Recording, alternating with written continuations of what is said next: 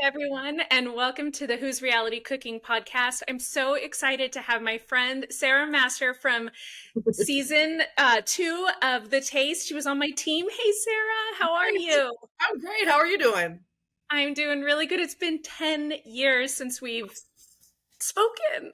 I know. I can't believe that. It feels like it went by so quickly. It's I crazy. know. I know. Well, and for those listening and watching, we definitely have kept in contact, but we haven't like spoken on the phone or seen each other. So it's so nice to see you. And if you're watching on YouTube and I'm looking away, it's because I don't want to be staring at the camera. I want to be staring at my very dear friends. So please forgive that piece. So, Sarah, I want to obviously I want this to be a reunion of sorts. And I've had Shay Yu on, although he Mhm. spoke about his time on Chopped, and I had Dawn on as well. But you're the completion of Team Green, and Team I Green. I got my green Team Green. representing today. Well, I pulled something out of my wallet that I wanted to show you. I'm like shaking, but I still have the card that you slipped underneath my door. Do you remember that? The night I got kicked off? Still have the business card that you slipped underneath my door. I have carried it in my wallet for 10 years. Oh So my God. I don't want to cry, but it's so nice to have you on. And Sarah, you are just such an amazing person, and I have carried this little piece of love with me for 10 years Oh, in my I love wallet. So I that. just Thank you so much. and just for proof, and I'm going to cover your phone number at the bottom, but it's got the little note that you Yeah, left sounds me. good. I love So now that we had our little lovey-dovey moment, I want to talk about the show and kind of ask. Obviously, I know what The Taste was, but a lot of people don't because you're not able to stream it free right now. Could you tell us in your own words what was The Taste all about? The taste was it was a lot like The Voice. Basically, it was four teams with a mentor, and we had an individual challenge for the second challenge, and we had a team challenge for our first challenge of every episode. And so, our mentors chose what they thought their favorite dish was for the team challenge. We put that up. If you won that challenge, if your team won that challenge, you got the opportunity to have a guest judge in your kitchen. Unfortunately, if you lost the team challenge, somebody on your team went home. And, for me, that was really hard. That was like, man, somebody else can go home for like your fuck up, like that's really hard. But yeah, it was like that. And then, we whittled it down all the way to the end, and that was it. It was such a great opportunity. I mean, I loved it. It was fun.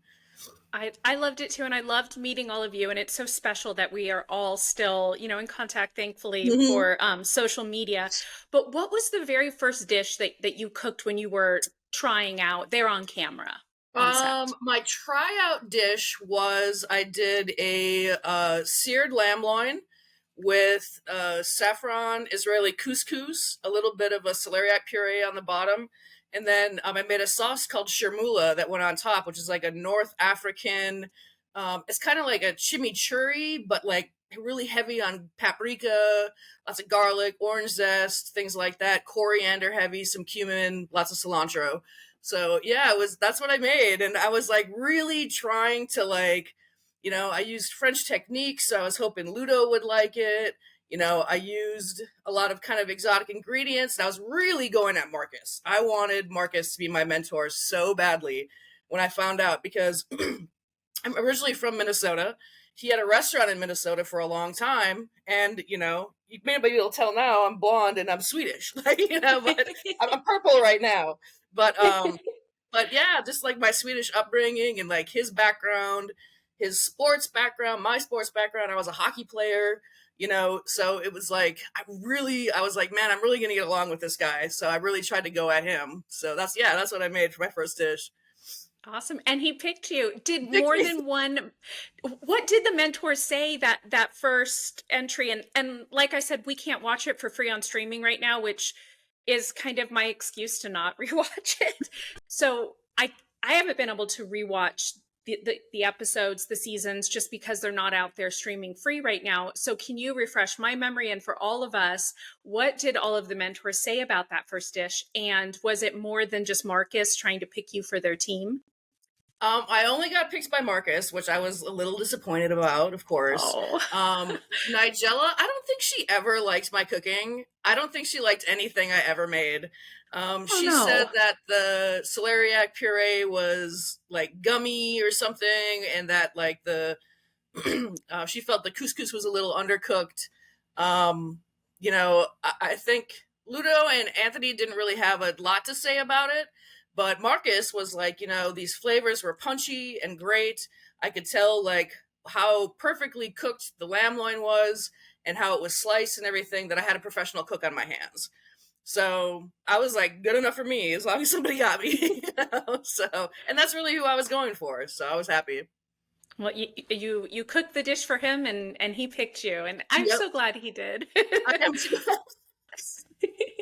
So, when you first got there, did you know any of the other contestants or know of any of them? I know social media wasn't big back then, but just because you are in that chef's world, did you know anyone? I didn't know anyone except for I believe what was his name, Kyle, who had tried out the season before. Um, Oh, yeah. I forgot about him. yeah, and he had made, I don't remember exactly what he made. He made some kind of watermelon, like molecular gastronomy kind of something or other. He was the only one I recognized Okay. from everybody. But again, I didn't really want to look anybody up or know anything beforehand because I just wanted it to be an even playing field. I came in with my confidence. I came in with, my skill set. And that was really the most important thing for me.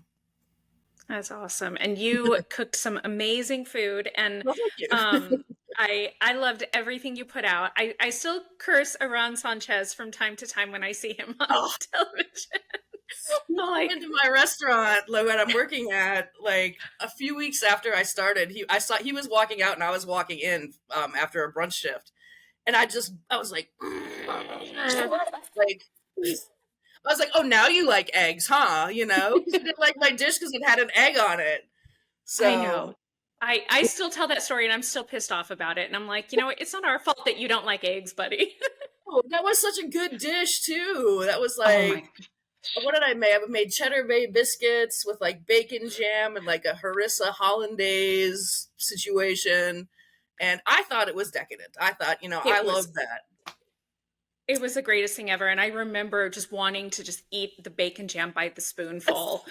It was so good. I think that bacon jam is the most memorable thing that I tasted of your food from our time on the taste. So Awesome. whatever, Ron. What does he know? How many restaurants does he own? Come on. Well, tell me about the tryout process and what that was like for you. Did you go to a casting call? Was it all done online? How did that work? Most of it was done online. I actually had applied to be on a different show, Cutthroat Kitchen, Oh, and it was like the first season, and they accepted me to be on that show. And then at the last minute, they cut me from the show, but they called me and said, we have this other show. I don't know if you've heard of The Taste, with Anthony Bourdain. And I didn't even hear The Taste. All I heard was Anthony Bourdain, and I was like, I'll do it. So, but they did ask me to fly to Chicago to do one of the casting calls there. I just had to come out and cook. I didn't have to go through the interview process because I'd already done that online. And they had already had a video of me and everything. And so I basically just had to go out there and put a dish together.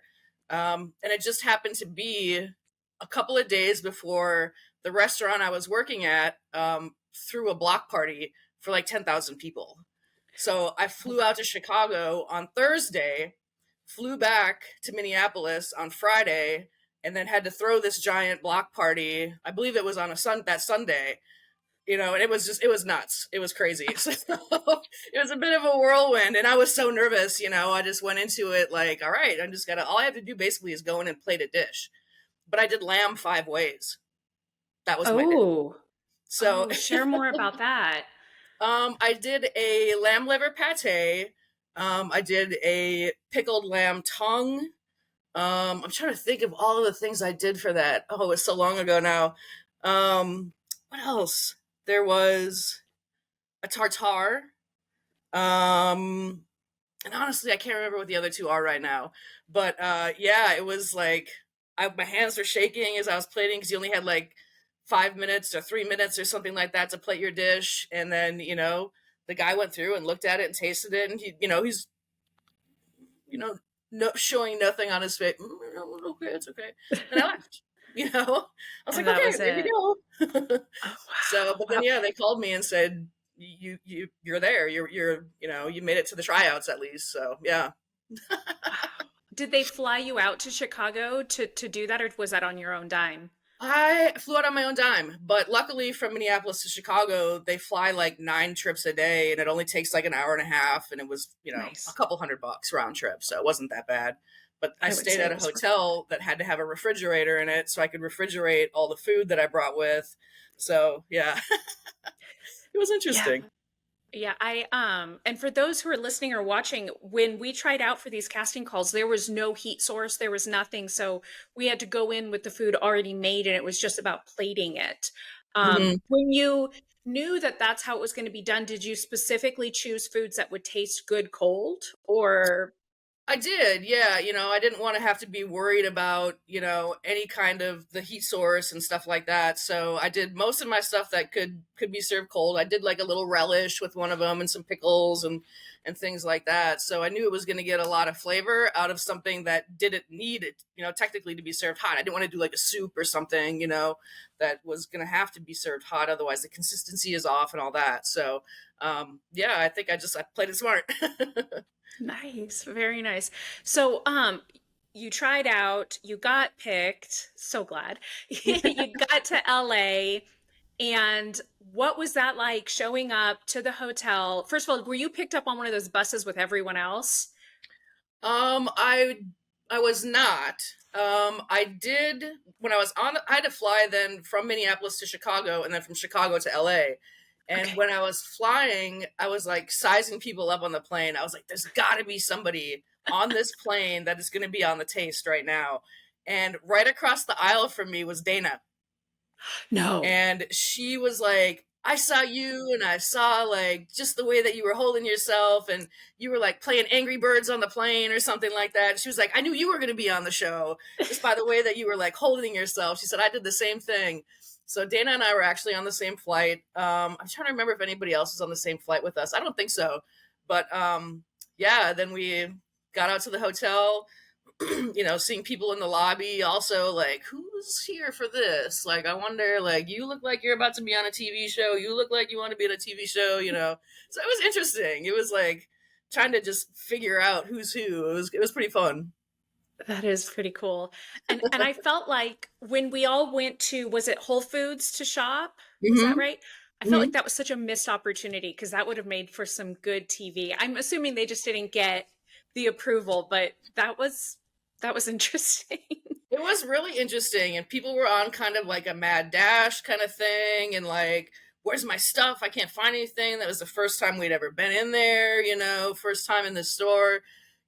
They said they had everything that we wanted, but you still had to go and find it. And Yeah. you only had a certain amount of time to shop. And I was the first one done. I knew exactly what I wanted, and I came out. I gave them my groceries, I gave them my receipts and everything. And me and the cast wranglers were out there just like waiting and waiting and waiting and waiting for everybody else to be done. Well, I think some of us, I think, in fact, I know I did, and I don't think it was my idea, but I know some of us were like, okay, we're done and we still have time. Well, I'm gonna go get some food for my room. And then we made another wraparound. I bought like yogurts and, just stuff you could put in the fridge there because Yeah. the food at the hotel was bad. That was some terrible food. Oh my god. Oh I my remember ordering a gosh. pizza from there after one of the filming. We were wrapped with filming one day, and I was just like, "Oh man, you have like 16 chefs staying at this hotel, and like this is the food you're serving us?" Like, "Oh my god." It was as It was bad as so, the carpet in there. um, I remember seeing somebody order nachos and it was like the canned cheese. And I think we were at a Hilton or something. I'm like, come on, guys, we can do better than this. It was It was painful, the food there. Yeah, So it was really bad. I spent most of my money. I would buy like 2 beers and a shot. That was our like $40 per diem, you know. I was like, all right, that's what I'm having. And then I'd walk down to the bottom of the hill and buy cup of noodles from that gas station down at the bottom of the yeah, hill, walk back yeah. up with it, and I would make the cup of noodles in my coffee maker. That's what I Oh lived. man. Oh man, it's so interesting as I've been doing this because my only experience is our experience, and from that to now interviewing people who are on current seasons of current shows, it's so different. I mean, Really? they're filming, yeah, so they're filming when you watch an episode and they're like, this is all done in one day, it's all really done in one day. Hmm. And it's so different. And apparently the food has definitely, been taken a notch up, but it's really changed a lot, and I think for the better, because Hmm. one of my go-to questions, and I'll ask you that one as well next too, but did the producers, and I'm not ragging on the producers, but it's their job, did the producers get you to talk shit about somebody that you later regretted or that you didn't want to? And I kind of get this look of, why would they do that now? But it was something they did to us They so really did. bad. They So do you tried. have, They tried please go so ahead. hard. Yeah. Yeah, I think it was the episode with Yotam Ottolenghi, and I had all of his cookbooks. I knew who he was. I was so excited to cook for him. I actually cooked something that's very similar to one of the dishes that's in his cookbooks. And I was like, he's going to love this because it's in his cookbook. I know, Yeah. you know? And I tweaked it a little bit, put my little spin on it. But at the very end, Marcus was like, it kind of needs something creamy. And he gave me this Japanese tofu. And we did this. It was really a nice, like, I thought, addition to it as well. But like, it was we buzzed it up with some miso and just like creamed it out and everything. And that was like the base of this. I did like grilled radishes and some English peas and like, I think maybe like a lemon curd or something like that. And he tasted it and he was like, I love the crunch of the vegetables, but there's this creaminess on the bottom that I don't like. And I was just like, that was my one thing that was not mine on this dish, Yeah. you know? And at the end, when we were doing the interviews and the trailers, they kept saying, like, well, what did you think about Marcus's addition? And is there something you'd like to say about something on this dish? And, did you agree with Marcus's decision? And they were like trying so hard to get me to talk shit about Marcus. And I finally stopped the interview and I said, I'm a professional chef. This is my career. I'm not just out here like screwing around. This is my reputation on the line, and my reputation is not going to talk shit about Marcus Samuelson. I was like, what is wrong with you people? You know, I'll talk shit about castmates, whatever if I feel like it, but I was like, you are never going to get me to say a bad word towards Marcus Samuelson ever, ever. I don't care what shitty thing he made me put on my dish. I'm not going to do it. And they were like, okay, And I walked out of the trailer and Marcus was sitting outside. And he stopped me and he was like, we're not supposed to talk, but like, are you okay? And I was like, I'm fine. Like, I'm fine. I didn't even want to talk to him. I was like, I'm fine. Like, leave me alone. And I walked off. And he was like, I'm really sorry. And as I was walking off, and then they were like, don't talk to each other. Don't talk to each other. And they pulled him to do his interview. And it was just like, that was a hard moment for me because I knew what they wanted, and the more you give them what they want, the more airtime you get, and sometimes maybe the longer you stay. And it was like I couldn't give them that. That was one that I was not going to give them. I wasn't going to do it. No. Wow, that's so interesting that you said the longer you might get to stay, because I interviewed Shelly and she was just like, just yeah, I hate them, yeah, I hate them, yeah, they suck, yeah, they suck, because she just wanted to be done with the interview. And Mm-hmm. then me, obviously, I was completely out of my element. I'm not saying I went home early for any other reason, but I just was stonewall. You guys are not going to get me to talk shit about anybody. I'm just not going to, Yeah. whether I feel that way or not. That's just not who I am. So Mm-hmm. it's so interesting that you brought that up. Do you have any exact or any examples of anyone who you felt stayed longer because they talked more shit, or was that Jacqueline. Jacqueline? Jacqueline. Jacqueline. I think I think I'm gonna start a hashtag of oh Jacqueline. Oh Mm, man, for she real. was. I mean, you know, I don't. She wasn't much of a shit talker, but she was good entertainment because she was just so nuts. You know, she's actually the only person on the show that I don't keep in touch with.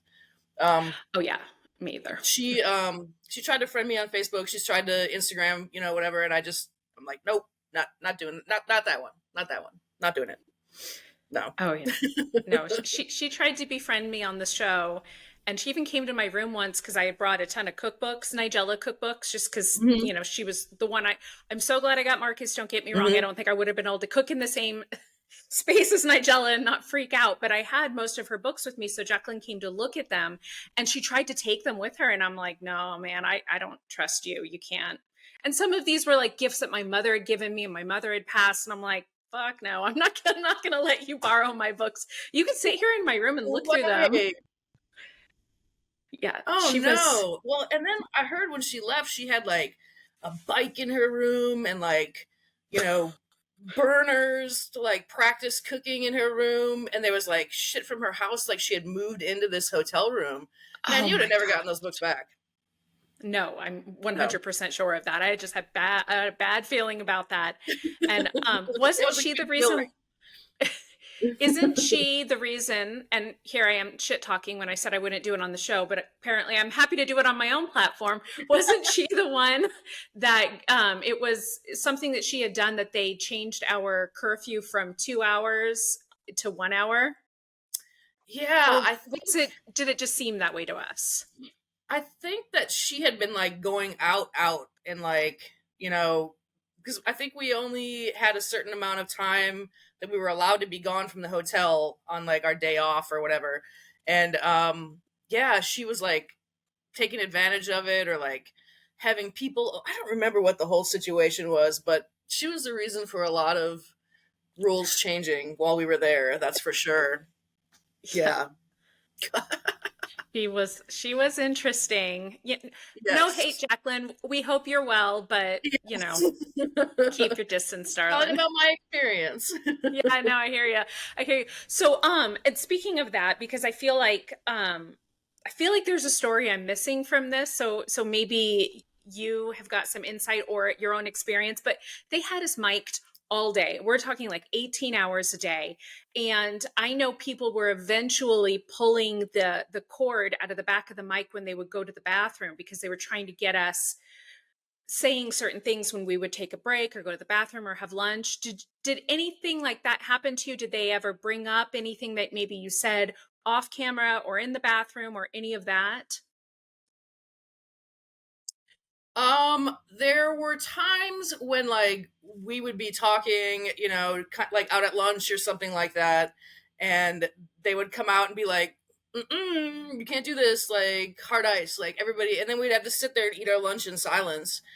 And you know, it was that was really hard because they wanted everything that we were talking about to be on camera. So On like when we camera. actually like broke for lunch or went for the bathroom breaks, like we'd be like walking to the bathroom on the lot and suddenly they'd be like no more talking, you know. But I don't, they never, for me, never told me to like stop talking when I was in the bathroom. But Right. also like I was in the bathroom to go to the bathroom, like I wasn't really Right. in there to like make friends or like chitty chat or Right. stuff like that, you know. I was like, let's just do what they say so we can get this over with. Like the longer we screw around, the longer we're going to be on set today. And there was some of those days were 14-hour days, you They were know. crazy. And Yeah. it was That like was rough. I was like, I just want to go like have a drink and be done with this day. Like it's stressful enough. Oh yeah. Yeah, those were some definitely some long days. I think someone out there might have a story though where they it just seemed like it became a thing after a while where people were like we can't talk in the bathrooms because they're using this stuff. Maybe Yeah, not clearly, they weren't putting the show out in that moment, but I think they were using it when we did our confessionals. So you said absolutely. this and this, can you Absolutely. elaborate? And you're like, "Oh Hmm. shit. I forgot I Yeah. had that mic on." Yeah, they would absolutely use that stuff though. Like I said when we were talking at lunch or anything like that, they'd turn right around later on that day and be like, "So, Hmm. we heard you were saying this about so and so. And you'd have to be like, well, I mean, I said it, like, what can you do? Oh my gosh. Yeah. Oh my gosh. So you said you're in contact with everyone but, she who shall not be named. Um Hmm. who are you closest with from all of the castmates? Have you like seen anyone or hung out with anyone since the show? Right after the show aired, I went out to New York just to go for the weekend, just to eat, basically. And I saw Shayu, I saw Lee and Cassandra. And we all actually Lee, Cassandra, and I had dinner at Red Rooster, and Marcus was Nice. there, and he like took us on a tour and showed us around, and like sent out a bunch of food for us, which was awesome. And then we went out that night and had drinks, and Shayu met up with us, and with I can't remember the guy's name, but he had a guitar with him. He didn't make the show, but he was there for the tryouts. I can't remember his name. He was kind of looked like a rock star, like curly brown hair. But he was I around that remember a night guitar. too. I can't Oh, remember what cool. his name is though, for the life of me. But he was around in town as well. So yeah, we all hung out that one time. I think as far as like social media goes, Dana and I have been in touch probably the most, and Shelly as well. Which I'm happy about because I'm the reason why Shelly got kicked off of the show, and I was like, I hope we can still be friends because like, we were up together for elimination, and they chose her over me, and it was a tough elimination because that she was Bourdain's favorite, and Yeah. he fought real hard for her, and luckily for me, Marcus won that argument and I got to stay and she had to go. And I felt so bad because I loved her so much. Her station was right next to mine. So whenever Bourdain was over on her station, he would come over and be like, what are you making? Like, what do you got going on over here? And so that was always really fun. And, he was always tasting my food and, who doesn't want Anthony Bourdain tasting their food, right? Like, That's so cool. so, Wow, but that yeah, we is kept in touch over social media. So that's nice. Shelly's great. Shelly and I have definitely, kept in contact over social media as well. And they kind of made it seem like she very much did not dislike me on the show, but we've been cool ever since. She's just such Yeah. a sweet, amazing person. And Yeah. and she was one of my first interviews for the podcast. So Nice. that was a lot of fun. Very Can cool. you tell us about your elimination, how that all went down, what you cooked and how that ended up? Just because a lot of us can't watch the show right now. Right. So I was the last person cut before the finale, which is always, the hard time to go. But so the episode we were filming is Good with Beer. And I was like, Good with beer? Like, who knows about beer? This Midwest girl, right? Like, so I made we had to come up with two dishes for that one. Jonathan Waxman was the guest judge, and I made my own sausage. That's like what I do for a living now is like I make sausage. So I was like, I knew what I was doing, and made my own sausage, stuffed it, everything, and then I made it. It was a lamb sausage. We'll be talking about lamb again. You have a lamb tattoo. That's my favorite. So, but so I made a lamb sausage like a merguez, and then I got smelt fries or smelt little fish for Wow. my second dish, and I was like, well, Midwestern smelt fries are like huge, and lamb and anchovies go together really well. So why wouldn't lamb and smelt go together really well? So I made like these smelt fries with like a spicy aioli, the sausage, and then like some fried potatoes, basically like salty, spicy, meaty, starchy. What goes great with beer, right? Yeah. So when the judges tasted, they said it was too salty. That was why I got eliminated. They said it was too salty. And I was like, well, it's supposed to be kind of salty because it's supposed to make you drink beer, you know? Yeah. And I paired it with this really nice lager and something that was like really drinkable. So you eat your spicy, salty food and like and Yeah. it was that I was flabbergasted actually that I got sent home when I like made my own sausage and like but you never know what their tastes are going to be like on a daily basis. Really, things Yeah. change and you think you're going right for somebody and you're like, I got this guy, or I got Nigella today, I know it, and then they turn right around and they're like, no, not for me. And it's just, Ugh, it can be so frustrating. But I put forth my best effort. I thought I made a solid dish. I was proud of it. I was happy that I made it as far as I did. And I'm yeah, that's basically I'm happy. I'm happy I made it as far as I did, and I went out on a dish that I was proud of at least. So yeah. good, good. Have you done any other shows or anything in the works? I haven't done anything really since then. Just some like local cooking competitions, some local shows and stuff like that. But I haven't done anything like on the national level since then. Chopped did call me one time, and I was maybe not quite as enthusiastic about it as I should have been. But they wanted to do a New Orleans episode, and so they were calling chefs around New Orleans to see, and they said that they had seen my tape from the taste, my casting tape from the taste, and that they were impressed by it. So I did an interview with them. Then they called me back and said that they weren't going to do a New Orleans episode, but they were going to keep my tape. And that was kind of the end of that. And I haven't really pursued it really. I came back. I don't want to say a little traumatized, but a little traumatized by the whole situation of like just being there and like grinding it out. We were there for 5 weeks, and it was like filming 6 days a week and like the stress and it was a lot. It was a lot. If I was going to do it again, I would do one of the shorter ones where you're only there for like a day or two or something like Yeah, that. But yeah, that was a long stretch to be out there the whole time. So it was. And so you didn't get to go home between, yeah, because some of us, we got to go home and then come back for the finale. yeah. So yeah, that's exhausting. I was pretty traumatized too.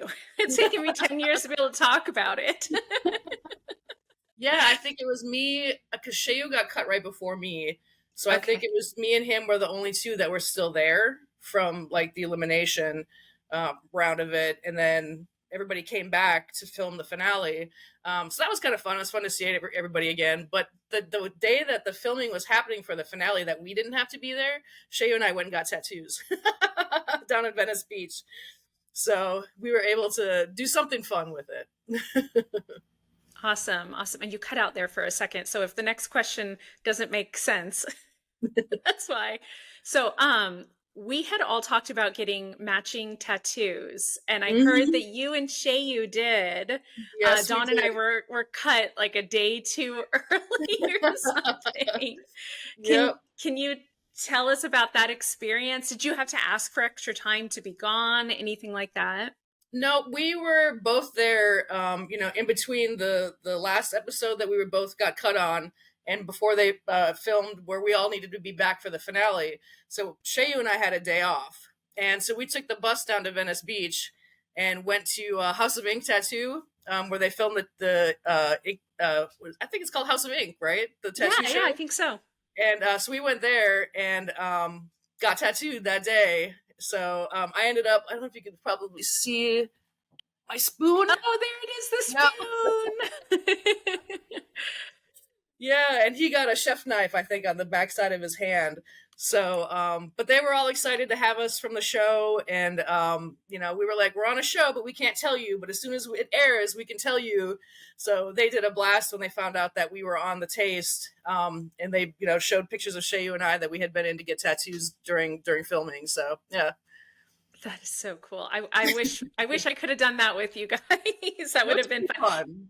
And Don doesn't have any tattoos still to this day because he and I Oh, talked about it. So he would have been a virgin in there with all of us. Missed opportunity. I know. I would have loved to be there with Don getting his first tattoo. That would have been awesome. That would have been fun. That would have been fun. So, because you guys worked towards the end, did they let you guys keep your aprons by any chance? I didn't get to keep aprons, stars, nothing. Damn it. Nothing. Nope. And I Ah, wish I heard of a couple of people who made off with theirs, and okay. I wish I would have. But I was always like, well, I'll put it away and do what they want me to do, and I'm sure we'll get them back. Like, what are they gonna Yeah. do with them? What are they gonna Yeah. ever do with that stuff ever again besides toss it in a dumpster somewhere? And that would have been so meaningful for me to have that, even with my red stars and especially my Yeah. gold stars. I thought that would have been a Yes. cool thing to have. So I probably would have gotten a shadow box for it. Oh man, yeah, I should have made off with mine as well. They specifically told me, "Don't worry, when you come back for the finale, you'll get it then." And then they Hmm. probably threw them all in the trash. Yeah, exactly. Such a bummer.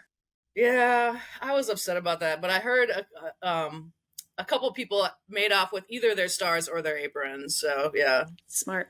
Smart. I yeah. guess that's the only way to do it apparently for Mhm. that show. Do you have any really fond memories that we haven't spoken about yet from the show? Honestly, Audrey, one of my favorite moments looking back on it is standing outside early in the morning, the hair and makeup trailer with you and Lisa Ann, and you two arguing over who's getting to wear the red dress for the tryouts. I was totally joking with her through all of that and She was mad. oh, was she? She was mad. She was like, Oh I don't man. see why, she gets to wear the red dress. I want to wear the red. I was just like, I just am gonna wear t-shirts and shorts. Like, I can't I don't want anybody to put makeup on me. I don't want any of this. I like, uh-uh.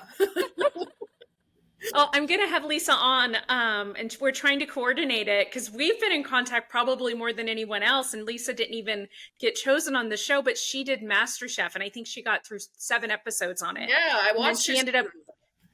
she then ended up getting her own reality show out of it. So she is like serious boss woman. So Oh man. yeah, I'm gonna have her on to talk about MasterChef. So we'll have to talk about it in the green room, clear up the dress thing. That's, I've seen But her a couple times too because she does some work in St. Paul.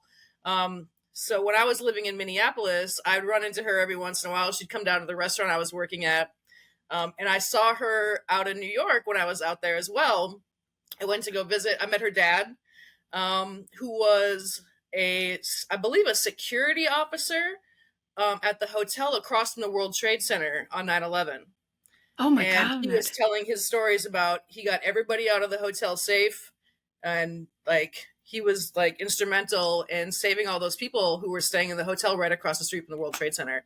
So he's got a really interesting story. I mean, he was a really cool guy. I enjoyed talking to him quite a bit. We had a lot of drinks together that night. With a real life hero. That's amazing. That is Yeah, so yeah. cool. It's really cool.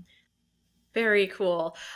So we've talked about, I feel like the whole arc of the show. Was there a favorite recipe that you made on the show, a favorite dish that you made, or maybe even anything that you would do differently that we haven't already talked about, like the sauce issue? Well, honestly, I think one of the favorite things I made on the show was the Cheddar Bay biscuit, like breakfast item. That was really one of my favorites. I came back and a couple times I would make what I made on the show for a special at the restaurant, like the night that it aired, so people could get to taste what I was making on the taste. And that one was a hit. People were like, "How did he not like this?" And I was like, "Don't even get me started." But that one, there was one dish that I didn't put up. We put Shayu's dish up for the street food challenge. Okay. Was I made a tuna taquito with like a tamarind barbecue sauce, and I can't remember exactly everything I put on it, but it was really tasty. But we decided to go with a sweet and sour soup instead. With shrimp eyes in it, and that was Roy Choi really loved that one. And My just classic fish and chips that I did for the street food challenge was like, I spent a year living in London, and like that was my go-to. Like coming home from work, I worked at a bar, and what's open that late? Chip shops, and that was the first time I ever had garlic aioli, and like so so those are probably my favorite dishes that I made for sure. Yeah. Oh, awesome. Yeah, I need that bacon gem. And for anyone who hasn't seen the show, that was the one I went home on. Was Oh, was it Yeah. that? Yeah. Yeah. Yeah. That's why you and I share the dislike of Aaron Sanchez. I'm sure he's a lovely fellow, but come Right. on, man. I almost went for the knees when I saw him coming out of the restaurant that day, though. I was like, Oh there he man. is. There's Aaron Sanchez. And I pulled Yeah. my boss aside and I said, "Did you know that Aaron Sanchez was just in here?" And he was like, "Yeah." And I was like, "Do you know what he did to me?" No, I was like, don't even get me started. I'm disgusted right now. When I interviewed Shayu, he had done 2 episodes of Chopped, and the second one, Iran did not like his food, and so what I do, everyone listening, I send out the questions ahead of time because we all still are held by contract, and so I never want anyone to feel uncomfortable with the questions. So I sent Shayu this long list of questions, and at the very bottom, it just said the last one was "fuck Iran Sanchez." He's called me back. He was laughing. And I don't really mean that for anyone listening. Again, I do not know Iran, but it was funny that both of us have been eliminated by him and we're like, so it would be great if I could get him on here and, tell him what I really think. I'm just kidding. Yeah, yeah. Tell 'em what I really think too. I will. Yeah, what we'll do is we'll get Iran on, but we won't tell him that you and Shayu will be on, and then we'll just all gang up on it. I'm just kidding. I like this. I like the sound of that. Be Oh, like, here's Sarah. egg in your face. Oh man, this has been so much fun to catch up with you and to just kind of button this all up and have everyone from Team Green together. I would love for all of us to be able to do a little mini reunion here on the podcast too. That could be a lot of fun. That would be awesome. Yeah, I that would would be really great. love that. See if I could get Marcus. I doubt it. He's so busy, but He is could busy. be a lot of fun. Mm-hmm. Well, was there anything else from the show, anything you wish you had known, any words of advice for anybody else, going on these types of shows that you have for us? I think the craziest thing for me was when, after the show aired, when I came back home, I didn't realize, like, I would be out at a bar with my friends and people would be like, "You're Sarah from The Taste, aren't you?" And I'd be like, "Oh, yes, I am." And they, "Can I have your autograph? Can I get a picture taken with you? We've been rooting for you. We love you, and, you know, that was awkward for me because I'm quite a private person, and I wasn't expecting that kind of attention at all. I went on there to win a show and to win money to open a restaurant. Like, I didn't think about social media. I didn't think about any repercussions or anything that would happen from being on the show. And I think you really have to realize, like, once you put yourself out there like that, people are going to recognize you. And even to this day, I don't even live in Minneapolis anymore. I live in New Orleans, and I'll be out and people be like, "I recognize you from somewhere." And I'm like, "No, you don't." And they're like, "You were on a TV show, weren't you?" And I'd be like, "Yes, I was on a TV show."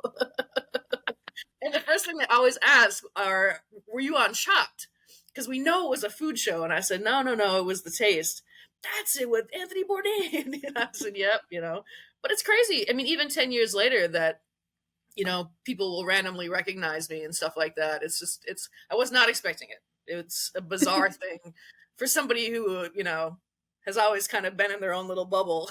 So expect That's expect the stares, the questionable it. looks. Do I Yep. know you?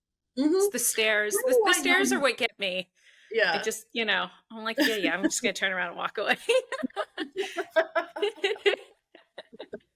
um, well, what are you doing now? Where can people get your food at now? Where can we follow you on social media if that's something that want? Absolutely. I'm working at a restaurant called Toops Meadery in New Orleans. It's owned by Isaac Toops, who's a Top Chef alum. He was on the Top Chef California, I believe it was season 13. So he knows all about reality TV and what, everything, how that what it entails and stuff like that. So yeah, you can always follow the restaurant, which is at Tubes Meadery on Instagram and Facebook. And if you want to follow me personally, I'm Chef Sarah Master is my handle on Instagram. I don't honestly keep up with my public Facebook page as much as I used to. So Instagram is probably a better way to keep tabs on me. So yeah, those are the places where you can see my food. You can come and eat my food in New Orleans anytime you're here. We're open 7 days a week. So we're known for our charcuterie boards, and of course, with meatery being the name, our meats. So come try my sausage. See if it's too salty. Yeah. Well, thank you again, Sarah, for being on the show. Thanks for having me. This is awesome. Oh, it's been so much fun to chat with you. Everyone, please make sure to check out Sarah's amazing restaurant, try out the sausage, and I dare you to tell her in person that it's too salty because Sarah's a badass.